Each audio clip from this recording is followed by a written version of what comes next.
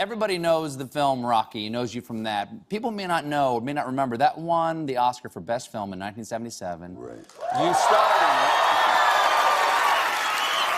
it. You were nominated for both writing the screenplay and acting that year. Only two other people, Charlie Chaplin and Orson Welles, have ever been nominated in those two categories in the same year. And that's an incredible breakout year for you. It really was. And now, 40 years later, here you are playing Rocky Balboa again, training Michael B. Jordan, who plays Apollo Creed's son. Mm-hmm. And the reviews are extraordinary. How does it feel to be loved for playing Rocky now here 40 years later? Oh, it's the greatest gift. I know that sounds cliche and trite, but at one time I thought, do you want to just be remembered as this main character? And then as I got older, I said, what a privilege to be able to do this. And then to be able to carry on for so long, and then to have a couple of young filmmakers, 27 years old, come in and find new life in the movie.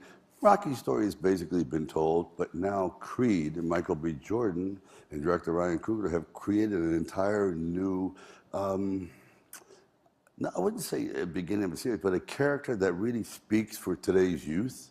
Mm-hmm. And what's happening today, whereas I spoke for what happened, to George Washington, back way back, Abe Lincoln, what he was going through.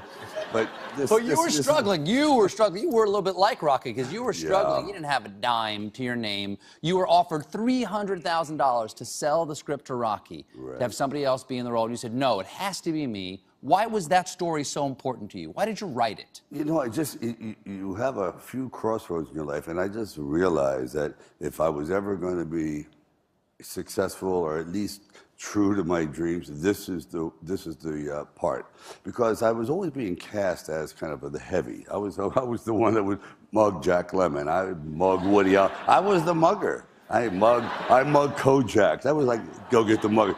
So I thought, okay, why don't I take a character who's kind of a mugger, a loan shark, but he also has a lot inside that no one has really seen before. So you combine the two, and out came Rocky.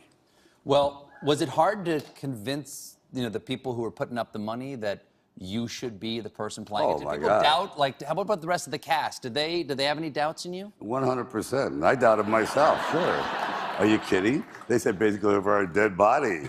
We got this character, because at that time you had a lot of young actors who were energetic, Jimmy Caan and Burt Reynolds and Ryan O'Neal. Everyone fancied themselves as a fighter.